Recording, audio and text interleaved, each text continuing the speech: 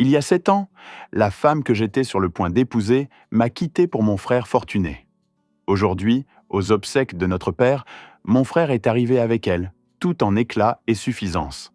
Elle s'est penchée assez près pour que je sente son parfum hors de prix et a murmuré: Alors, j'ai gagné, n'est-ce pas? Tu es toujours fauché. J'ai planté mes yeux dans les siens et j'ai dit calmement: Ouais, eh bien, voici ma femme. Elle s'est figée parce qu'à côté de moi se tenait quelqu'un qu'elle ne s'attendait jamais à voir. Quelqu'un qui allait anéantir tout ce qu'elle croyait savoir sur la victoire et la défaite. Je m'appelle Roland Moreau. J'ai 35 ans et depuis ces 7 dernières années, j'ai reconstruit une vie qui avait été détruite par les 2 personnes en qui j'avais le plus confiance. Ce que je vais vous raconter n'est pas seulement une histoire de trahison. C'est découvrir que, parfois, la pire chose qui vous arrive devient la meilleure chose qui pouvait vous arriver. Mais avant d'entrer dans le détail de ce qui s'est passé à ces obsèques, avant de vous parler de la femme qui se tenait à mes côtés et qui a fait blêmir mon ex-fiancé, je dois vous ramener à l'époque où j'avais 28 ans, où je travaillais comme professeur d'histoire dans un lycée de Lyon, gagnant 32 000 € par an et pensant avoir compris ma vie. Elle s'appelait Caroline Dubois. Elle avait 26 ans quand nous nous sommes rencontrés. Elle travaillait comme assistante dentaire dans le cabinet où j'allais pour mon détartrage annuel. Elle avait des cheveux auburn qui captaient parfaitement la lumière, des yeux verts qui semblaient te voir à travers vous, et un sourire qui pouvait vous faire oublier tous vos soucis. Nous avons commencé à sortir ensemble après que j'ai trouvé le courage de l'inviter suite à mon 3e rendez-vous cette année-là. Je n'avais jamais eu besoin d'autant de soins dentaires auparavant, mais je trouvais toujours des raisons d'y retourner. Notre relation était confortable. C'est le mot que j'emploierais. Confortable. Nous dînions dans des chaînes de restaurants, regardions Netflix le vendredi soir et parlions d'acheter une maison un jour, quand nous aurions assez économisé pour un apport. Caroline aimait l'idée de stabilité. Elle avait grandi dans une famille qui se débattait financièrement, son père passant d'un emploi à l'autre, et elle m'avait dit lors de notre 4e rendez-vous qu'elle ne voulait plus jamais vivre comme ça. J'ai fait ma demande après 2 ans lors d'un voyage de camping dans les Alpes. Rien d'extravagant, juste nous deux, un feu de camp et une bague pour laquelle j'avais économisé. Et gagner pour Antoine signifiait avoir plus que tout le monde, surtout plus que moi. Notre père, Michel Moreau, avait toujours été plus dur avec moi qu'avec Antoine. Papa était un self-made man qui avait bâti une chaîne de magasins de bricolage à partir de rien. Il n'avait jamais compris pourquoi j'avais choisi l'enseignement plutôt que les affaires. « Tu gaspilles ton potentiel ?» me disait-il lors des dîners de famille. Antoine comprend. Il sait que l'argent, c'est comme ça qu'on compte les points dans la vie. Antoine restait assis là, avec son sourire suffisant, absorbant l'approbation de papa comme une plante au soleil. Et moi, je restais assis là, à boire ma bière, me rappelant que j'avais choisi une vie d'utilité plutôt que de profit, que je faisais la différence dans la vie des enfants, que l'argent n'était pas tout. Mais parfois, tard le soir, je me demandais si papa avait raison, si j'avais fait le mauvais choix. Le dîner de fiançailles, c'est là que tout a commencé à s'effondrer, même si je ne l'ai pas vu à l'époque. Caroline et moi étions fiancés depuis 3 mois et nous avions organisé un petit dîner familial pour célébrer avec nos 2 familles. Juste les parents, les frères et sœurs, rien d'extravagant. Nous avions choisi un restaurant italien dans le Vieux-Lyon, le genre d'endroit avec des nappes à carreaux rouges, des bougies et des bouteilles de vin. Antoine est arrivé avec 20 minutes de retard, a fait son entrée comme s'il montait sur scène et a immédiatement pris le contrôle de la conversation. Il a parlé de son dernier contrat, une fusion qui allait lui rapporter une prime substantielle. Il a commandé le vin le plus cher de la carte sans demander à personne d'autre ce qu'il voulait. Et il n'arrêtait pas de s'adresser à Caroline, lui posant des questions sur son travail, sa famille, ses rêves d'avenir. À l'époque, je pensais qu'il était juste amical, qu'il faisait un effort avec sa future belle-sœur. Caroline semblait charmée par l'attention, riant à ses plaisanteries, lui posant des questions sur ses affaires. Je me souviens m'être senti fier que mon frère et ma fiancée s'entendent si bien. Ma mère, Françoise, m'a pris à part quand je suis allé aux toilettes. « Roland, chéri » a-t-elle dit, sa voix prudente. « Peut-être surveille un peu combien Antoine parle avec Caroline. Tu connais ton frère. » J'avais ri. « Maman, il est juste gentil, ça va. Mais les mères savent des choses. Elle voit des schémas qu'on est trop proche pour remarquer. Au cours des mois suivants, j'ai commencé à remarquer de petites choses. Caroline mentionnant Antoine en conversation plus souvent que nécessaire. Antoine m'a parlé de ce restaurant qu'on devrait essayer. Antoine dit que le marché immobilier va s'effondrer bientôt. Peut-être qu'on devrait attendre pour acheter. Antoine pense que je devrais me renseigner sur la gestion de cabinets dentaires. Il dit que je suis trop intelligente pour nettoyer des dents pour toujours. Je me disais que c'était innocent. Antoine avait du succès, de l'expérience, quelqu'un dont l'opinion avait du poids. Bien sûr que Caroline valoriserait ses conseils. Puis sont arrivés les messages. Je n'étais pas du genre à vérifier le téléphone de Caroline. Je ne l'avais jamais été. Je n'avais jamais pensé en avoir besoin. Mais un soir, elle l'a laissé sur ma table basse pendant qu'elle allait prendre une douche, et une notification est apparue. Un message d'Antoine. « J'ai hâte de te revoir. Hier soir était incroyable. » Mon estomac s'est effondré. Je me suis dit que ça ne pouvait pas vouloir dire ce à quoi ça ressemblait. Il devait y avoir une explication. Peut-être qu'ils s'étaient croisés quelque part. Peut-être que c'était pour une surprise qu'il me préparait. J'ai ouvert le fil de messages et mon monde s'est écroulé. Des mois de messages, de flirts, de planification de rendez-vous secrets, du contenu explicite que je ne répéterai pas ici. Ils couchaient ensemble depuis au moins 4 mois. Se retrouvaient dans son appartement pendant que j'étais au travail, corrigeant des copies et préparant mes cours, complètement inconscient que ma fiancée me trahissait avec mon propre frère. Les messages ne parlaient pas que de sexe. Ils parlaient d'un avenir ensemble. Antoine disait à Caroline qu'elle méritait mieux qu'un prof fauché qui n'arriverait jamais à rien. Caroline disait à Antoine qu'elle avait fait une erreur en me disant oui, qu'elle s'était contentée de la sécurité au lieu de viser le succès. Un message d'Antoine m'est resté. Roland a toujours été la déception de la famille. Papa le sait, je le sais. Et au fond, tu le sais aussi. Tu mérites quelqu'un qui peut te donner la vie que tu veux, pas quelqu'un qui va te maintenir dans la médiocrité pour toujours. Quand Caroline est sortie de la douche, enroulée dans ma serviette, souriant comme si de rien n'était, j'étais assis sur le canapé avec son téléphone dans la main. « Roland, qu'est-ce que... » a-t-elle commencé. « Depuis combien de temps ?» ai-je demandé, ma voix étonnamment stable. « Je ne sais pas de quoi. »« Ne me mens pas. Pas maintenant. Depuis combien de temps tu couches avec mon frère ?» Elle est restée là un long moment, l'eau dégoulinant de ses cheveux sur mon tapis. Puis quelque chose dans son visage a changé. La culpabilité a disparu, remplacée par quelque chose de plus dur. Du défi peut-être, ou du soulagement que le secret soit enfin découvert.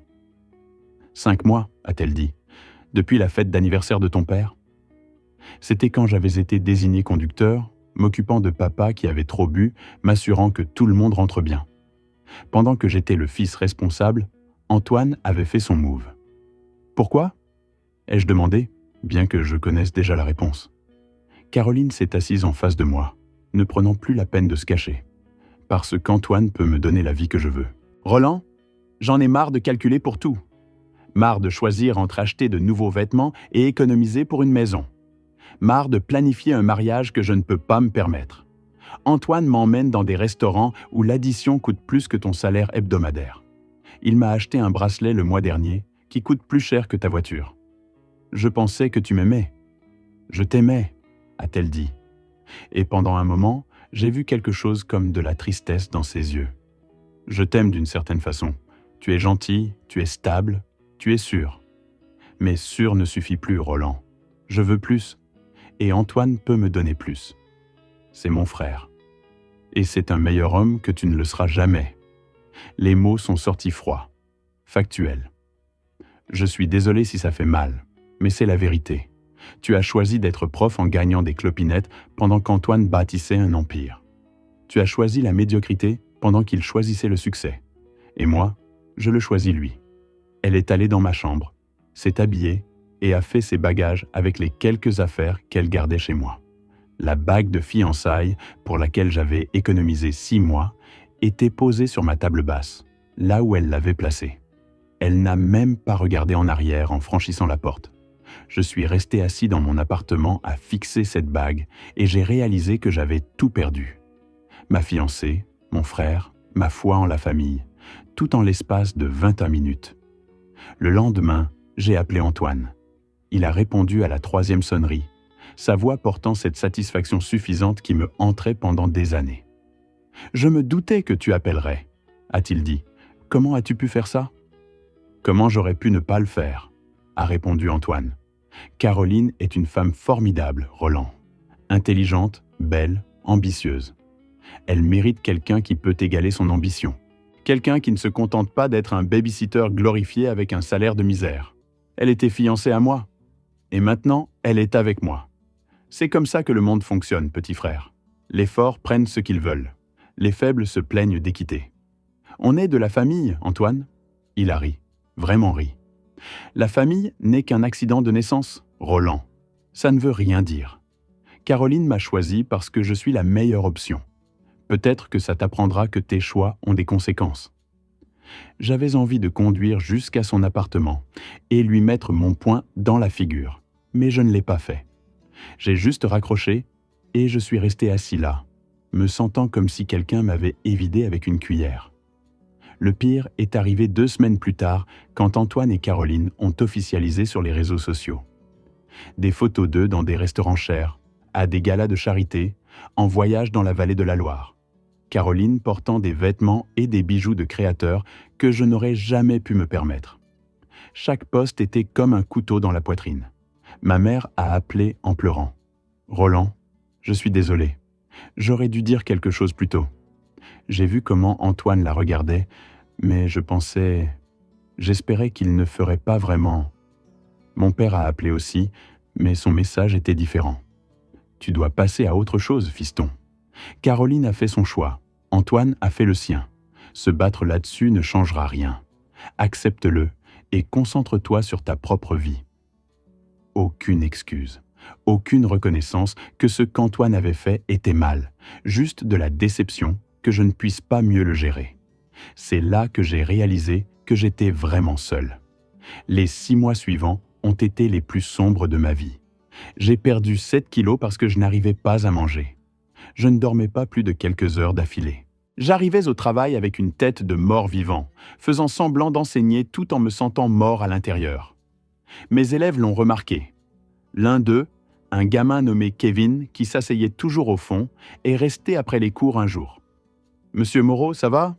Vous avez l'air vraiment triste ?» J'ai essayé de balayer ça, mais Kevin n'a pas lâché l'affaire. Ma mère dit que quand on traverse quelque chose de dur, il faut continuer quand même quand on n'en a pas envie.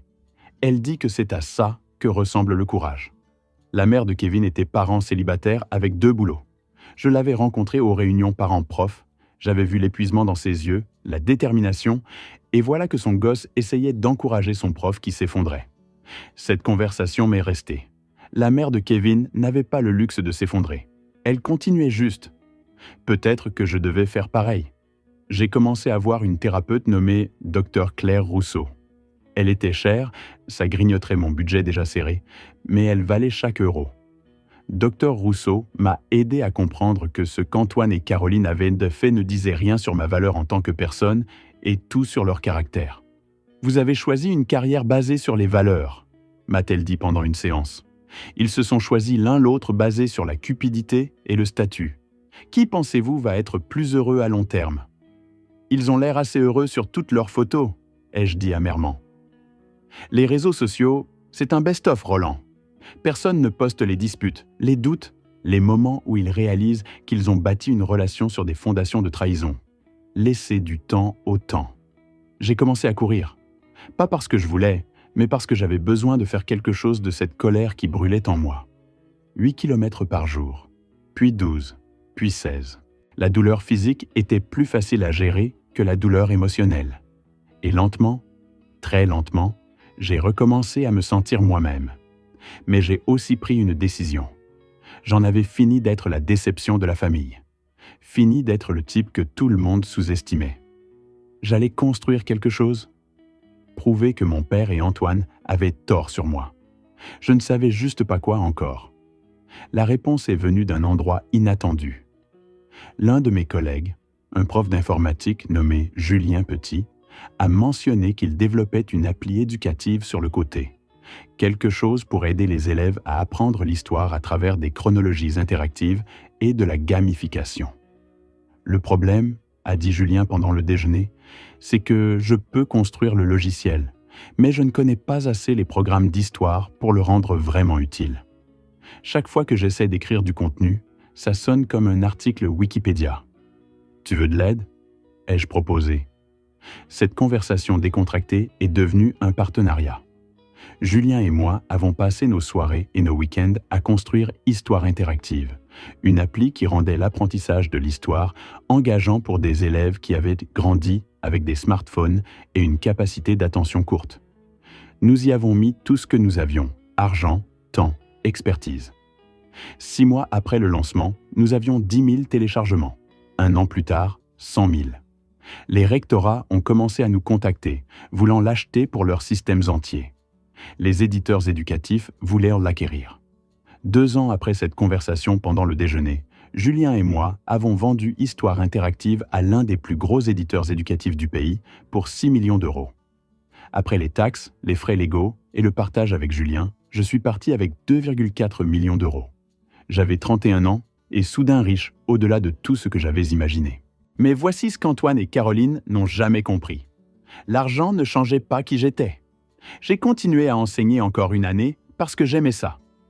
J'ai acheté une maison modeste, pas un penthouse. J'ai conduit une voiture fiable, pas un symbole de statut. Et j'ai utilisé une partie importante de cet argent pour établir un fonds de bourse pour des étudiants de famille à faible revenu qui voulaient devenir enseignants. Je n'ai pas fait de publicité pour ma richesse, je n'en ai pas parlé sur les réseaux sociaux. Je n'ai pas envoyé de message triomphant à Antoine. J'ai juste vécu ma vie tranquillement, avec purpose, et j'ai essayé de passer à autre chose de la trahison qui avait failli me détruire. Passer à autre chose incluait sortir avec quelqu'un de nouveau, bien que j'étais méfiant au point de la paranoïa. Chaque femme que je rencontrais, je me demandais si elle s'intéressait à moi ou à ce que je pouvais fournir. Ça rendait les relations difficiles, toujours chercher des arrière-pensées, toujours attendre la trahison. Puis j'ai rencontré Sophie Chen lors d'une conférence d'enseignants à Marseille. Elle était professeure spécialisée de Toulouse, passionnée par l'éducation inclusive, drôle d'une façon pince sans rire qui m'a pris par surprise. Nous avons parlé pendant 3 heures autour d'un café de centre de conférence et je n'ai pas mentionné ma situation financière une seule fois. Sophie était différente de Caroline dans tout ce qui comptait. Là où Caroline s'était concentrée sur l'apparence et le statut, Sophie se souciait de la substance et de l'impact. Elle conduisait une Clio de 10 ans et ne s'en excusait pas. Elle portait des jeans et des chaussures confortables au lieu de marques de luxe. Et quand elle parlait de ses élèves, son visage s'illuminait d'amour véritable. Nous sommes sortis ensemble à distance pendant 8 mois avant que je lui demande de déménager à Lyon. Avant de le faire, je lui ai tout dit sur mon passé, sur Caroline et Antoine, sur l'argent de la vente d'Histoire Interactive. J'avais besoin de savoir si l'argent changerait les choses. Sophie a tout écouté, puis m'a regardé et a dit « Roland, je me fiche de ton argent. Ce qui m'importe, c'est que tu l'aies utilisé pour aider des étudiants à devenir enseignants. Ça me dit qui tu es. Le reste, ce ne sont que des chiffres sur un compte en banque. » Nous nous sommes mariés 1 an plus tard. Petite cérémonie, juste des amis proches et ma mère. Je n'ai pas invité mon père ou Antoine. Ils ne faisaient plus partie de ma vie et j'étais d'accord avec ça. Pendant les 3 années suivantes, Sophie et moi avons construit une vie ensemble. Nous avons voyagé pendant les vacances d'été, organisé des soirées-jeux avec d'autres enseignants, parlé de peut-être fonder une famille un jour. J'étais heureux, vraiment heureux, d'une façon dont je n'avais jamais été avec Caroline. Puis mon père est mort. L'appel est venu de ma mère un mardi matin. « Roland, c'est ton père. Il a eu une crise cardiaque massive, il est parti. » J'ai ressenti quelque chose, mais ce n'était pas du chagrin. C'était plutôt comme fermer un livre qu'on n'avait jamais vraiment aimé lire. Mon père et moi n'avions pas parlé depuis 6 ans. Pas depuis que je lui avais dit que je n'assisterais pas au mariage d'Antoine et Caroline. Il m'avait traité d'ingrat, avait dit que je gardais rancune pour quelque chose qui s'était avéré pour le mieux. « Il va y avoir des obsèques », a dit maman. « Je sais que les choses ont été difficiles, mais j'ai besoin de toi là-bas. S'il te plaît, Roland, pour moi. » J'ai regardé Sophie qui me regardait avec des yeux inquiets. « On y sera », ai-je dit à maman. Les obsèques ont eu lieu à l'église Saint-Michel, la même église où mon père avait assisté à la messe chaque dimanche pendant 40 ans. J'ai mis un costume sombre et je me suis tenu au fond avec Sophie, regardant les gens défiler, associés d'affaires, employés de ces magasins de bricolage, voisins, famille, amis. Puis Antoine et Caroline sont entrés. 7 ans avaient-ils passé depuis que je les avais vus en personne. Antoine semblait plus vieux, quelques cheveux gris, des rides autour des yeux qui n'étaient pas là avant. Il portait un costume qui coûtait probablement 5 000 €, mais quelque chose en lui semblait diminuer, comme s'il travaillait trop dur pour paraître prospère. Caroline était à son bras, portant une robe noire qui criait « Cher ». Elle avait bien vieilli, toujours belle, mais il y avait quelque chose de dur dans son visage maintenant. Quelque chose qui n'était pas là quand elle avait 26 ans. Ils m'ont vu debout là, avec Sophie. Le visage d'Antoine est devenu soigneusement neutre. Les yeux de Caroline se sont élargis légèrement, puis rétrécis alors qu'elle observait Sophie, traitait ce que sa présence signifiait. Après le service, les gens se sont rassemblés dans la salle paroissiale pour le café et les souvenirs. J'étais debout avec Sophie, écoutant l'un des anciens partenaires d'affaires de mon père raconter des histoires quand Antoine s'est approché. « Roland », a-t-il dit, tendant la main comme si nous étions des connaissances d'affaires. « Merci d'être venu. » J'ai regardé sa main un long moment, avant de la serrer brièvement. Maman m'a demandé d'être là. Bien sûr. Le sourire d'Antoine était forcé. « C'est gênant. »« C'est le cas ?» ai-je demandé. Je n'avais pas remarqué. Caroline est apparue aux côtés d'Antoine, et j'ai vu ses yeux évaluer Sophie avec le calcul d'un bijoutier examinant le travail d'un concurrent. « Roland ?» a dit Caroline, sa voix doucereuse. « Ça fait si longtemps ?»« Pas assez longtemps. » ai-je répondu calmement. Elle a ri, comme si j'avais fait une plaisanterie. Toujours amère, je vois, après toutes ces années. La main de Sophie a trouvé la mienne, serrant doucement, me rappelant de rester calme, de ne pas m'engager. « Je ne suis pas amère, » ai-je dit. « Je suis reconnaissant. Tu m'as rendu service. » Le sourire de Caroline a vacillé. « Un service ? Tu m'as montré qui tu étais vraiment avant que je fasse l'erreur de t'épouser. Ça vaut plus que n'importe quelle bague. » Antoine s'est avancé légèrement, mode protecteur activé. « Allez, Roland, on est aux obsèques de notre père. On ne peut pas être civil ?»« Je suis civil, » ai-je dit. « Civil serait de vous ignorer complètement. Ce que vous m'avez fait n'était pas civil, Antoine. C'était de la cruauté calculée. Mais j'ai tourné la page. » « Visiblement, » a dit Caroline, sa voix dégoulinante de sarcasme en regardant Sophie. « Mais je dois dire, je m'attendais à ce que tu finisses avec quelqu'un d'un peu plus impressionnant. » C'est là que Sophie a pris la parole, sa voix calme mais ferme. « Impressionnant comment ? Moralement ? Professionnellement ? Parce que je suis assez sûr de vous battre sur les deux plans. » Le visage de Caroline a rougi. « Pardon ? Vous m'avez entendu, » a continué Sophie. « Je ne vous connais pas et honnêtement, je ne veux pas. Mais je sais ce que vous avez fait à mon mari il y a 7 ans, et je sais que les gens qui bâtissent leur relation sur la trahison finissent rarement heureux. »« Oh, nous sommes très heureux, » a dit Caroline rapidement. « Trop rapidement. Les affaires d'Antoine vont à merveille. Nous avons tout ce que nous pourrions vouloir. »« Sauf l'intégrité, » a dit Sophie simplement. La mâchoire d'Antoine s'est crispée. « Vous ne savez rien de nous. »« J'en sais assez, » a répondu Sophie. « Je sais que vous êtes le genre d'homme qui vole son propre frère. Ça me dit tout ce que j'ai besoin de savoir sur votre caractère. » C'est là que Caroline s'est penchée assez près pour que je sente son parfum hors de prix et a murmuré « Alors, j'ai gagné, n'est-ce pas ? Tu es toujours juste prof, et nous, on vit la vie que tu n'aurais jamais pu me donner. » Je l'ai regardée, vraiment regardée, et j'ai vu quelque chose que j'avais manqué 7 ans auparavant. Le désespoir. Elle avait besoin que je croie qu'elle avait gagné parce qu'au fond, elle n'en était pas sûre. « Ouais, » ai-je dit calmement. « Eh bien, voici ma femme. » Caroline s'est figée, ses yeux passant entre Sophie et moi, la confusion remplaçant sa suffisance.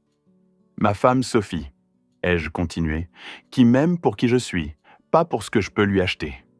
Ma femme qui m'a choisi quand elle pensait que j'étais juste un prof avec un salaire de prof. Ma femme qui s'en fichait quand je lui ai parlé de l'argent parce que l'argent n'a jamais été ce qui comptait pour elle. Le visage d'Antoine était devenu soigneusement impassible. Quel argent? L'argent de la vente de ma société de logiciels éducatifs il y a 3 ans, ai-je dit. Tu sais, celle que j'ai construite à partir de rien, pendant que tu étais occupé à voler ma fiancée. Celle qui s'est vendue 6 millions d'euros. La couleur a quitté le visage de Caroline. Tu mens? Vraiment? Demande à Julien Petit ou regarde les actualités business d'il y a 3 ans. Histoire interactive vendue aux éditions Hachette. Ça a fait les gros titres dans le secteur éducatif. Antoine me fixait comme s'il ne m'avait jamais vu. Tu as vendu une société pour 6 millions d'euros et tu n'as dit ça à personne? Je l'ai dit aux gens qui comptaient, ai-je dit, serrant la main de Sophie. Les gens dans ma vraie vie. Tu as cessé de faire partie de ma vie le jour où tu m'as trahi. Caroline avait l'air d'avoir reçu une gifle. Mais tu enseignes encore. Tu conduis une Honda. Parce que ce sont mes choix, ai-je dit. J'enseigne parce que j'aime ça. Je conduis une voiture fiable parce que je n'ai rien à prouver à personne. Et je suis plus heureux que je ne l'ai jamais été. Tu mens, a répété Caroline, mais sa voix tremblait maintenant. C'est juste une tentative pathétique de te sentir mieux. Sophie a sorti son téléphone, a fait une recherche rapide et a montré à Caroline l'article. Roland Moreau et Julien Petit, professeurs lyonnais qui ont créé Histoire Interactive, vendent à Hachette pour une somme non divulguée. L'article estimait le prix de vente entre 6 et 10 millions d'euros. La main de Caroline tremblait quand elle a rendu le téléphone. Elle a regardé Antoine et j'ai vu des années de doute soudain se cristalliser en terrible certitude. « Combien tu gagnes maintenant ?» ai-je demandé à Antoine sur le ton de la conversation. « Tu touches toujours 7 chiffres ou le marché est devenu plus dur ?» Le silence d'Antoine était une réponse suffisante. « C'est ce que je pensais », ai-je dit. « Tu vois, le truc avec construire un business basé sur le conseil, c'est que tu n'es valuable que tant que ton dernier contrat. Le secteur tech a été brutal ces dernières années, pas vrai ? » « On s'en sort bien », a dit Antoine, mais sa voix manquait de conviction. « Vraiment ?» ai-je demandé. « Parce que, d'où je me tiens, on dirait que tu travailles beaucoup plus dur pour beaucoup moins. » C'est marrant comme ça marche. Caroline regardait Antoine maintenant, avec une expression que je me rappelais bien. Le calcul, la réévaluation, le questionnement sur si elle avait fait le bon choix. La différence entre toi et moi, Antoine, ai-je continué, c'est que j'ai construit quelque chose qui comptait, quelque chose qui aide les enfants à apprendre, quelque chose qui nous survivra à tous les deux. Qu'est-ce que tu as construit à part une réputation de trahir la famille ? C'est ridicule, a dit Antoine. Mais il se détournait déjà. Caroline, on s'en va. Mais Caroline ne bougeait pas. Elle fixait Sophie, remarquant sa robe simple, son absence de bijoux, son contentement évident. « Tu te fiches vraiment de l'argent ?» a demandé Caroline à Sophie. « Pas du tout, » a répondu Sophie. « Ce qui m'importe, c'est que Roland ait établi un fonds de bourse pour les futurs enseignants avec une partie importante de cet argent. Ce qui m'importe, c'est qu'il se présente encore au travail chaque jour, parce qu'il aime enseigner. Ce qui m'importe, c'est qu'il soit gentil et honnête, et qu'il ne mesure pas sa valeur par son compte en banque. L'argent, c'est juste un bonus. » Caroline m'a regardé une dernière fois, et j'ai vu quelque chose se briser derrière ses yeux. 7 ans à se dire qu'elle avait fait le bon choix, qu'elle avait gagné, que quitter Roland pour Antoine était le move intelligent. Et en une conversation, tout ça s'effondrait. « J'espère que tu es heureux », a-t-elle dit tranquillement. Et pour la première fois, ça ne sonnait pas comme une insulte, ça sonnait comme une supplication. « Je le suis ?» ai-je dit honnêtement. « Je le suis vraiment. » Antoine a attrapé le bras de Caroline et l'a pratiquement traînée vers la sortie. En partant, je l'ai entendu lui dire quelque chose, sa voix tranchante d'accusation. Il a répondu avec colère, sur la défensive. La façade du couple parfait craquait, et je n'étais même pas triste de le voir. Ma mère est apparue à mes côtés, ayant observé tout l'échange depuis l'autre bout de la salle. « C'était intense », a-t-elle dit doucement. « Ça faisait 7 ans que ça couvait. » ai-je répondu. « Ton père aurait été fier, » a dit maman. « Pas d'Antoine, de toi. » Il s'était trompé sur moi, Roland. Je pense qu'il le savait à la fin, mais il était trop têtu pour l'admettre. J'ai regardé autour de moi, la salle paroissiale, les gens qui disaient au revoir à mon père, et j'ai réalisé que j'avais déjà dit mon au revoir il y a des années. Quand il avait choisi le succès d'Antoine plutôt que ma dignité, quand il avait clairement dit que l'argent comptait plus que le caractère. « Tu es prête à rentrer ?» a demandé Sophie. « Plus que prête. » En marchant vers notre voiture, j'ai pensé à tout ce qui s'était passé. Il y a 7 ans, perdre Caroline avait semblé la fin de mon monde. Maintenant, je comprenais que ça avait été le début de quelque chose de meilleur. Antoine avait pris Caroline pensant qu'il gagnait une compétition. Mais tout ce qu'il avait vraiment fait était me sauver d'un mariage qui nous aurait lentement empoisonnés tous les deux. Caroline voulait quelqu'un qui pouvait lui acheter des choses. Antoine voulait un trophée pour prouver sa supériorité. Il se méritait. J'avais trouvé quelqu'un qui me voyait vraiment et aimait ce qu'elle voyait. Quelqu'un qui m'avait choisi quand j'étais juste prof et qui n'avait pas changé quand elle avait appris que j'étais riche. Quelqu'un qui valorisait les mêmes choses que moi, qui me faisait rire, qui me donnait envie d'être meilleur. Ce n'est pas gagner ou perdre. C'est juste trouver la bonne personne, enfin. 6 mois après les obsèques, j'ai eu un appel de ma mère. « Roland, je pensais que tu devais savoir. Antoine et Caroline divorcent. »« Je suis désolé d'entendre ça, » ai-je dit. Et je le pensais. Pas parce que je voulais qu'ils soient heureux ensemble, mais parce que le divorce fait mal, peu importe qui le traverse. Caroline l'a quitté, a continué maman. Apparemment, elle avait une liaison avec l'un des partenaires d'affaires d'Antoine, quelqu'un de plus riche. Antoine est dévasté. J'ai pensé à ça un moment. Caroline faisant à Antoine exactement ce qu'elle m'avait fait. La symétrie était presque poétique. « Comment Antoine le prend ?» ai-je demandé. « Pas bien. Il m'a appelé hier soir en pleurant. Il disait qu'il ne comprenait pas comment Caroline pouvait lui faire ça après tout ce qu'il lui avait donné. J'ai ri, je n'ai pas pu m'en empêcher. « Il est sérieux ?» a dit maman. « Complètement. » J'ai essayé de souligner l'ironie, mais il ne voulait pas entendre. « Il demande si tu accepterais de lui parler.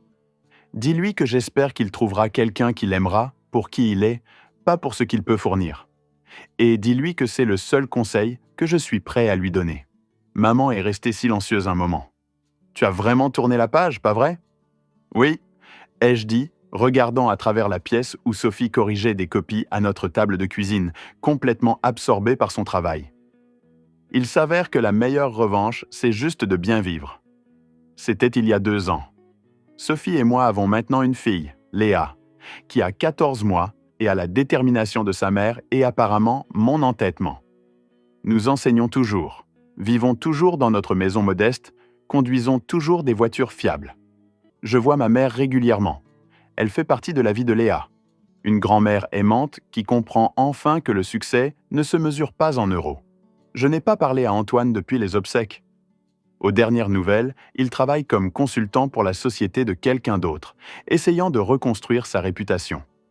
Caroline en est à son 3e mariage, chassant toujours la richesse, toujours convaincue que le prochain homme riche va enfin la rendre heureuse. Le fonds de bourse que j'ai établi a envoyé 12 étudiants à l'université pour devenir enseignants. 3 d'entre eux ont déjà diplômé et enseignent dans des communautés défavorisées. Ça compte plus pour moi que n'importe quelle somme d'argent sur mon compte. Les gens me demandent parfois si je pense jamais à ce qu'aurait été ma vie si Caroline ne m'avait pas quitté pour Antoine. Et la vérité, c'est que j'y pense. Je pense à comment j'aurais été marié à quelqu'un qui me voyait comme un moyen plutôt qu'un partenaire. Je pense à comment j'aurais manqué de rencontrer Sophie, manqué d'avoir Léa, manqué de construire quelque chose qui compte vraiment. Ce qu'Antoine et Caroline m'ont fait était l'une des choses les plus cruelles qu'on puisse faire à quelqu'un. Ils ont trahi ma confiance, détruit ma famille et ont failli me briser complètement. Mais ils m'ont aussi libéré pour devenir qui j'étais destiné à être. Ce jour-là aux obsèques, quand Caroline a demandé si elle avait gagné, elle posait la mauvaise question. Ce n'était jamais une compétition. C'était 2 personnes faisant des choix sur quel genre de vie elles voulaient vivre et quel genre de personne elles voulaient être. J'ai choisi l'intégrité plutôt que l'apparence, l'utilité plutôt que le profit, et le vrai amour plutôt que le statut convenable. Et 7 ans plus tard, debout dans cette salle paroissiale avec Sophie à mes côtés, j'ai pu voir Caroline réaliser qu'elle avait fait le mauvais choix. Ce n'est pas de la vengeance. C'est juste le karma qui finit par venir récupérer ce qui lui est dû. Le meilleur, je n'ai rien eu à faire sauf vivre ma vie, être honnête, travailler dur et aimer les gens qui méritaient mon amour. Tout le reste s'est arrangé tout seul. Alors oui, Caroline, je suppose qu'on pourrait dire que tu as gagné. Tu as eu Antoine, tu as eu son argent, tu as eu le style de vie que tu voulais pendant un moment. Mais moi, j'ai eu Sophie, j'ai eu Léa, j'ai eu la paix. J'ai pu construire quelque chose de significatif. Et j'ai pu dormir la nuit en sachant que chaque chose dans ma vie a été gagnée honnêtement, choisie délibérément et bâtie sur des fondations qui ne s'effondreront pas dès que quelqu'un de plus riche arrive. Merci d'avoir écouté mon histoire. Si elle t'a touché, laisse un like, écris en commentaire ce qui t'a le plus parlé et abonne-toi à la chaîne. Beaucoup d'autres histoires arrivent. Ce n'est pas la fin de la mienne, c'est seulement le début de quelque chose de meilleur.